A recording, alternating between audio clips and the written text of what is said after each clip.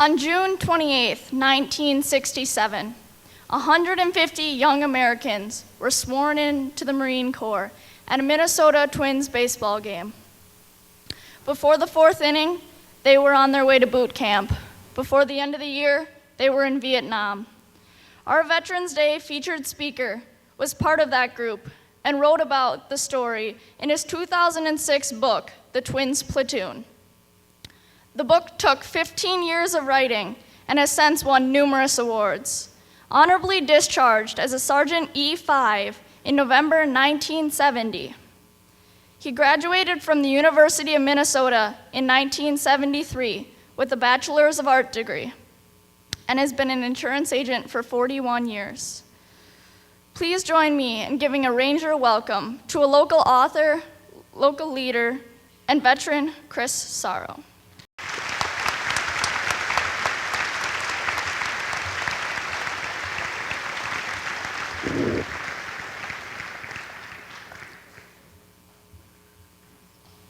I think Veterans Day is very special because it reminds us all of how valuable our veterans are to our country.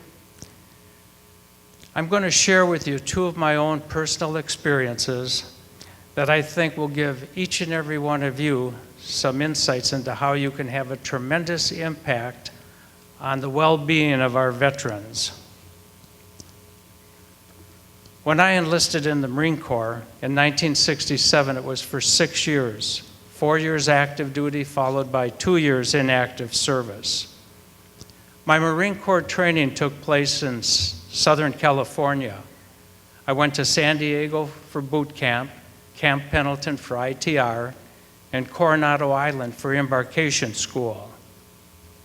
Whenever we went off base, we were encouraged to wear our uniforms.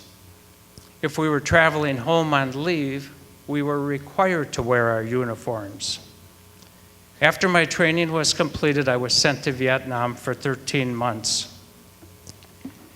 After completing my tour of duty, I was stationed at the El Toro Marine Base, again in Southern California. But this time things were different. There was a strong anti-war movement. Many people were protesting against the war in Vietnam. Now we were encouraged not to wear our uniforms off base. We were told it would be better if we wore civilian clothes. And we were allowed to grow our hair longer than regulation, so it wouldn't be so obvious when we were out in public that we were in the military.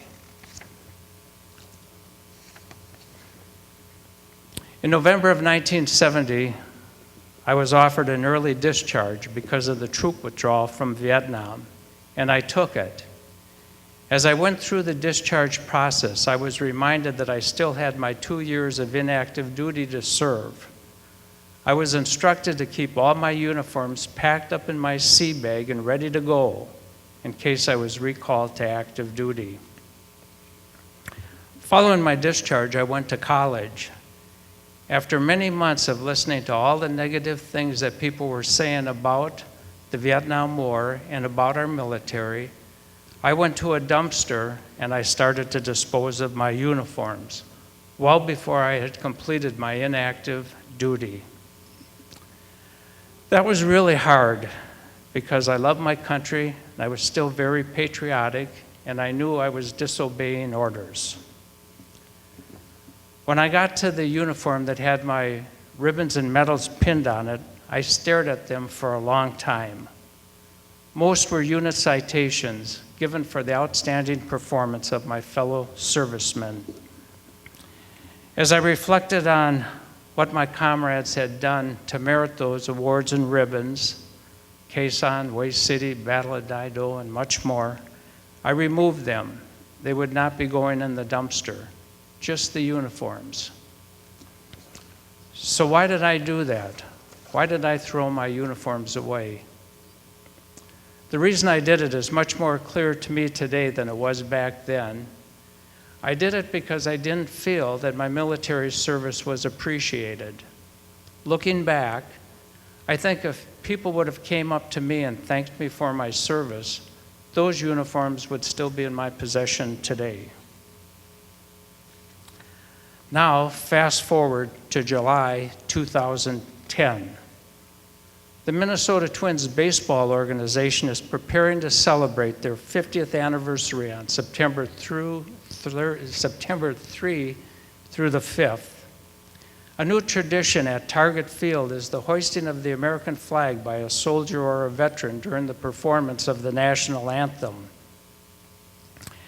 The Twins organization thought it would be fitting if a member of the Twins Platoon raised the flag each day during that 50th season celebration weekend. I was asked for my thoughts about who those individuals should be and how the organization could go about contacting them. The first person to come to mind was Clayton Carr. He was a member of the Twins Platoon that I knew nothing about until the spring of 2010 when his niece contacted me after she happened upon the Twins Platoon website and saw that her uncle was listed as one of the not found members. She told me he lived in North Dakota and gave me his contact information. When I contacted Clayton, I learned that he and I had gone to embarkation school together. We really didn't know each other other than we just happened to be in the same class. After graduation, we were both sent to Vietnam. We were both processed through Da Nang, and we were both sent to the Marine base at Phu Bai. At Phu Bai, we were each assigned to different units. I also learned that Clayton had fought in the battle for Hue City. Hue City was located about 10 miles north of the Marine base at Phu Bai. It's a major city that was invaded by the North Vietnamese Army at the start of Tet. Marine units stationed at Phu Bai were sent in to drive the enemy out of the city. Clayton was among those Marines fighting to take back the city. On February 12, 1968, he was wounded. On February 15th, he was wounded for the second time, only this time it was severe. Clayton lost his leg from the thigh down. He spent most of 1968 in and out of hospitals, and he almost didn't make it. In talking to him, he told me that he remembers the day that we were sworn in at the Twins baseball game in June of 1967.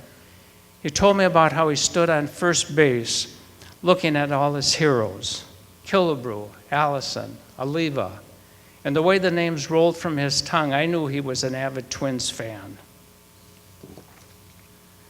When I told him about how the Twins organization had honored us at a Twins game in 2006, shortly after the book had been published, he said, "I wish I could have been there."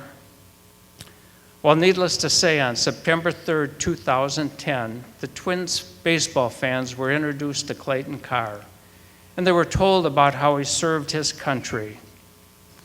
Following that, the fans got to watch him raise the American flag during the performance of the national anthem. A couple of days after the event, I got a brief email from Clayton, about 2 small paragraphs. In his email, he told me what an honor it had been to raise Old Glory.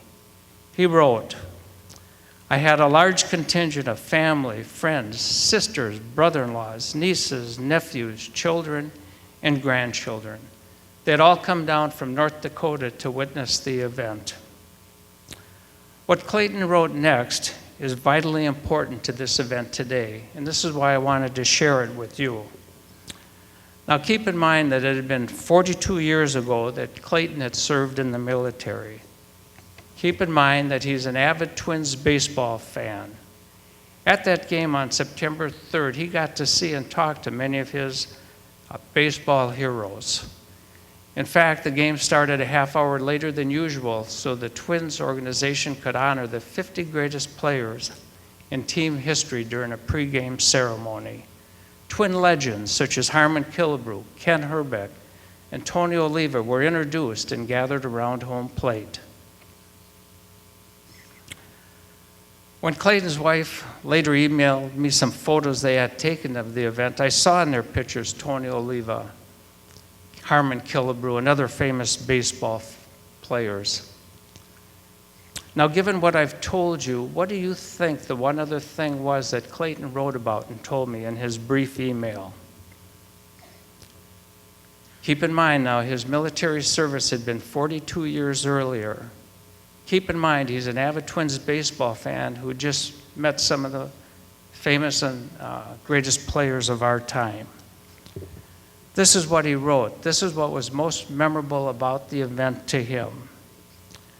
I got dozens of grateful thank yous from total strangers, former Marines, many law enforcement personnel, and citizens of every cross-section. For Clayton to have been told that his military service was appreciated meant more to him than anything else that happened on that day. I hope my sharing these two personal experiences with you will help you to appreciate the importance of saying to a veteran of any war and at any time during the year, thank you for your service. And don't let them fool you. If after you say it, they kind of shrug it off, or they make it appear like it's no big deal, don't be fooled. As you've just heard, it is a big deal. In closing, I want you to know that each and every one of you can have a tremendous impact on the well-being of our veterans. That's not an overstatement. You really can make a difference. And many of you may have already done so. But if not, I hope you will think about it. Think about who you know that served in the military, parents, relatives, friends, neighbors, and think about thanking them for their service. I wish you all the best, and thank you for being such a wonderful audience.